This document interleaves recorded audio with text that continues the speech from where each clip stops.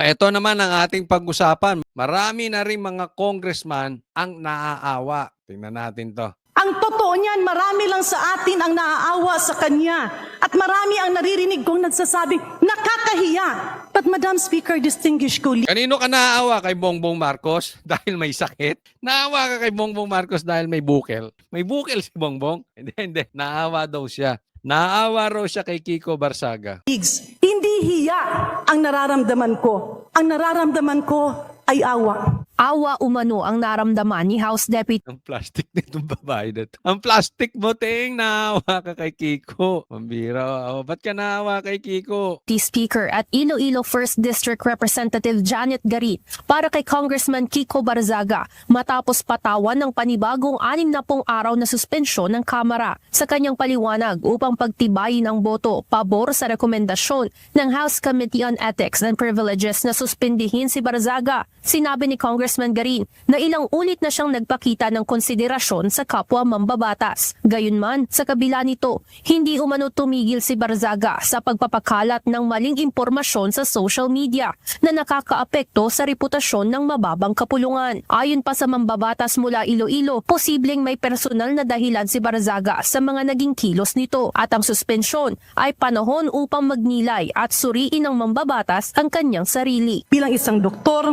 bilang isang nanay, naiintindihan ko that there might be personal circumstances surrounding the events that are eventually unfolding. So ganito, naawa daw siya dahil nasuspinde at isususpindi ulit 60 days ata ulit, additional 2 months si Kiko Barsaga. Naaawa daw siya dahil ang pinapatukuyan nito, yung alam naman natin na ginagawang issue na may sapak si Kiko Barsaga. Hindi natin alam kung totoo o hindi totoo. Okay, hindi naman ako doktor. Pero sinasabi niya, ako'y parang bilang doktor, pakinggan niyo yung sasabihin niya, bilang doktor, may mga circumstances. Batas ang kanyang sarili. Bilang isang doktor, bilang isang nanay, naiintindihan ko that there might be personal circumstances That may be personal. Bilang doktor at nanay, may personal circumstances. surrounding the events that are eventually unfolding. So yun nga, ang pinapatukuyan dito, may sapak si parang pambihira. Naaawa ka. Pero binanatan mo dyan.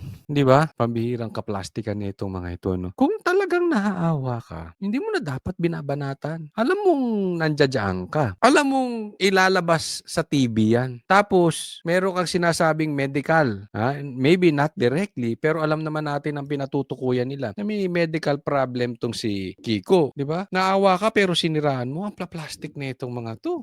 Dagdag pa nito, bukod sa mambabatas ay naaawa rin siya sa mismong 4th District ng Cavite na pansamantalang mawawala ng kinatawan sa mababang kapulungan ng Kongreso. Ngunit para sa suspendidong kongresista, Ito lang nga sa akin. Wala namang issue sa akin. Kung talagang mali si Kiko Barsaga, isuspindi nyo. Kung gusto nyo, tanggalin nyo pa eh. Ito naman ang lagi kong sinasabi sa iba. Pero patas dapat. Kung ganyan ang standard nyo kay Kiko, dapat ganyan din ang standard nyo sa mga magnanakaw. Alam nyo namang maraming kontraktor dyan eh. Sa hanay ninyo. Ni ayaw nga nyong imbestigahan. Bakit ang isususpindi ninyo yung nagsasalita nung baho nyo dyan sa loob? Diba? Wala naman akong problema kung i-impeach si Sara eh. Kung imbestigahan si Sara patungkol sa confidential funds. Imbestigahan nyo rin yung presidente at bilyon ng confidential funds noon. Ano kayo? Diba? Same thing. Ang sinabi ko kila Tebes, kila Bong Revilla, kahit kila Pastor Gibo, lahat yan. Yung iba pinapadaan nyo sa due process, ni ayaw nyo nga padaanin sa due process itong mga ito. Kitang-kita naman natin. Puro mga kalaban sa politika ang binabanatan. Diba? Hindi po tayo nagtatanggol. Kung gusto nyo, idemanda ninyo. Bahala kayo.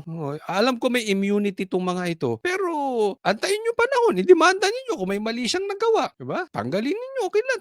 Gawin nyo rin sa mga kasamahan nyo dyan. Meron nga kayong naging kasamahan dyan child abuser. Convicted by the court. Wala kayong ginawa. May mga kasamahan kayong tinuturo na hinahatiran ng pera. Wala kayong ginawa. Diba? Dyan tayo nagkakaproblema sa mga ganyang kaplastikan eh. Kung higupin kaya nito yung tain ni Bongbong Marcos o ni Tambaluslos, palagay nyo gaganyanin nyo yan? Eh sinasabi yung kalukuhan ninyo. Kaya galit kayo kay Kiko. Tila drama lamang ang ipinapakitang awa sa kanya ni Garin. It's very dramatic. Actually, mas mabuti kung maawa siya doon sa mga naapektuhan ng dingback siya because that's Oh, kita mo. Di balik sa inyo. Back to you.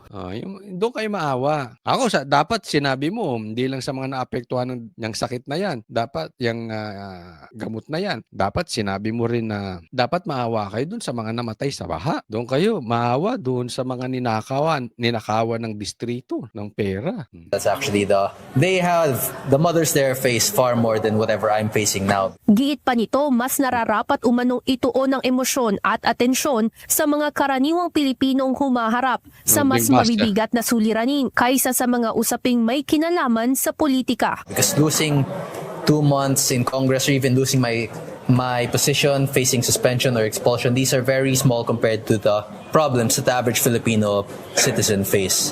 And me, I can afford to lose my job here in Congress, but the average Filipino citizen, especially now when we're facing severe economic instability. Ako, yun nga dyan eh. Ang dami nating problema. Ang dapat pinofokusan natin, ito uulitin ko, mag-iingat po din kayo sa mga politikong ganyan. Hindi kay Kiko yung mga politikong ang daming issue sa buhay, pero yung main thing, hindi nila tamaan. What is the main thing? What is the main problem? Yung ghost projects, yan ang problema natin ngayon. Bakit ang dami yung sideline? Pati si Libiste, imbis na tulungan nyo si Libiste, pinagtutulungan nyo pa. Yung dapat nyong tulungan para mailabas yung baho dyan sa ghost projects, pinagtutulungan. Hindi lang po, hindi lang politika, mag-iingat po tayo sa vloggers. Ako'y nagpapaalala parati. May mga vloggers na nililigaw tayo. Inilalayo tayo dito sa flood control. Andi dito po yung problema. Andi dito po ang namamatay ng mga Pilipino dahil sa lintik na ghost projects. Andi dito po yung problema. Diyan sila kumukuha ng pera. Focus tayo diyan sa ghost projects. Huwag tayong gumayang mga tayo. Ako payo ko lang sa mga vloggers. Huwag tayong gumayo sa mga politiko kung saan-saan. Yung pinagtatakpan yung totoong mastermind. Kung ano-anong topic ang pinapasok. Anong pinagkaiba nating mga vloggers doon sa mga politikong ang binabanatan